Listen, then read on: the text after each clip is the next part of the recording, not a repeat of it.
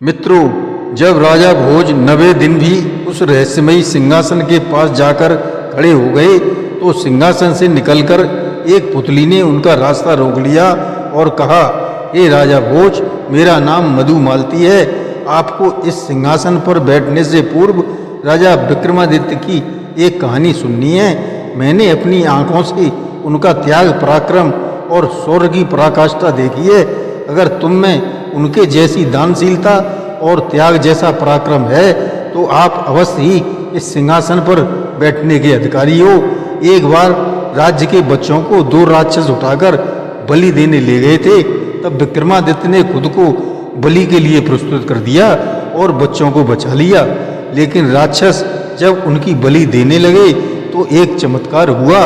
वह चमत्कार क्या था, जानने के लिए हमारी इस कहानी को अंत तक जरूर सुनें तथा सब्सक्राइब कमेंट करके बेल आइकन दबाना न भूलें। शेयर अवश्य करें जिससे यह कहानी और लोगों के पास पहुंचे। धन्यवाद। नमस्कार, मैं रणवीर सिंह लोटस एंटरटेनमेंट में आपका हार्दिक स्वागत करता हूं। मित्रों, 90 दिन फिर से राजा भोज सिंहासन के पास जाकर खड़े हुए तो सिंहासन में जड़ी पुतली मधुमालती उनके सामने रास्ता रोककर खड़ी हो गई और बोली, ठहरो राजा भोज, मेरा नाम मधुमालती है। इस सिंहासन पर बैठने के लिए इतने अधीर मत हो। यह राजा विक्रमादित्य का सिंहासन है।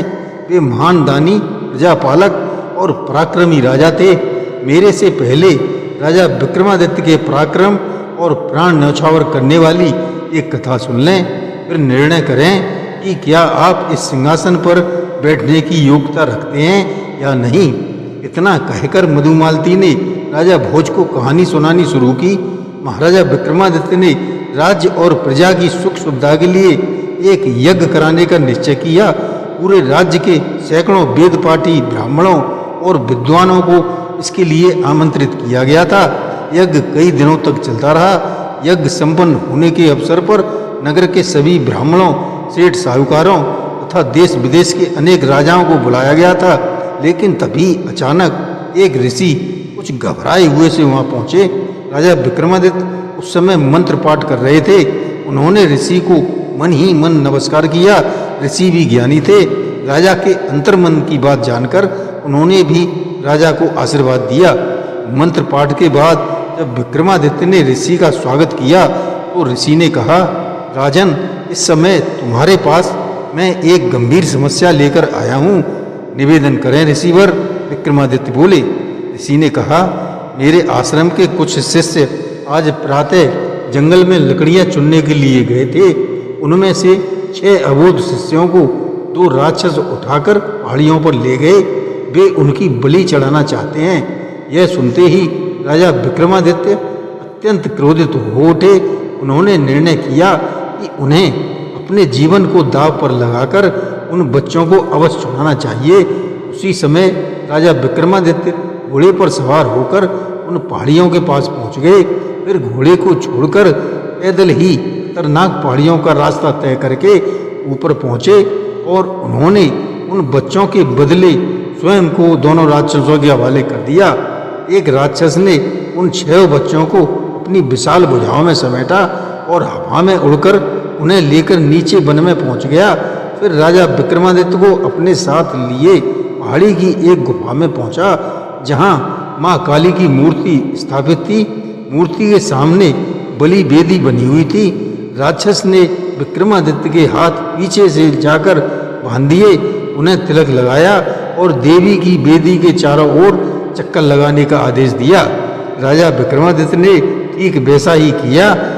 दूसरा राक्षस तेज धार वाला फरसा लिए आगे बढ़ा और फिर राजा की गर्दन धड़ से जुदा करने के लिए हाथ को ऊपर उठाया। विक्रमादित्य ने बलि वेदी पर सिर झुकाकर मन ही मन ईश्वर को याद किया। अचानक उस राक्षस ने फरसा फेंक दिया। पहले वाले राक्षस ने आगे बढ़कर एकदम से राजा को उठाकर अपने गले से लगाते हुए कहा, धन्य हो राजा विक्रमादित्य, जो अपनी प्रजा के लिए अपना सिर बलि वेदी पर रख दिया। ठंडी हवाओं का तेज झोंका आंखें बंद किए राजा विक्रमादित्य के शरीर से टकराया। उन्होंने महसूस किया कि बलि स्थल सुगंध और चमक से भर उठा है। उन्होंने आंखें खोलकर देखा तो राक्षसों की जगह देवराज इंद्र और पवन देवता उनके सामने उपस्थित थे। देवराज इंद्र ने कहा, विक्रम, तुम यशस्वी राजा कहलाओगे। तुम्हारी कीर्ति पताका चारों दिशाओं में फहराएगी। प्रजा के लिए तुम्हारे जैसा जान हथेली पर रख देने वाला राजा इस दुनिया में पहले न कोई था न अब कोई होगा। तुम्हारे द्वारा यज्ञ करते देख हम इस बात की परीक्षा लेने आए थे कि तुम केवल सांसारिक उपयोग की चीजें ही दान में दे सकते हो या अपने प्राणों को भी न्यौछावर कर सकते हो। इस परीक्षा में तुम बिल्कुल खरे उतरे हैं। देवताओं ने प्रसन्न होकर उन पर पुष्प वर्षा की, फिर धन संपदा से भरपूर रहने का आशीर्वाद देकर वे देवलोक को प्रस्थान कर गए। इस घटना के बाद राजा विक्रमादित्य का अपनी प्रजा में सम्मान और भी अधिक बढ़ गया था। कथा सुनकर पुतली मधुमालती ने कहा, अब आप खुद सोचें राजा भोज कि इस सिंहासन का स्वामी कैसा प्रजापालक था। उसकी परीक्षा लेने देवता आते थे। आपने क्या कभी अपनी प्रजा की जान बचाने के लिए प्राणों की बाजी लगाई है? यदि हाँ, तो इस सिंहासन पर बैठने के योग्य हो, अन्यथा नहीं।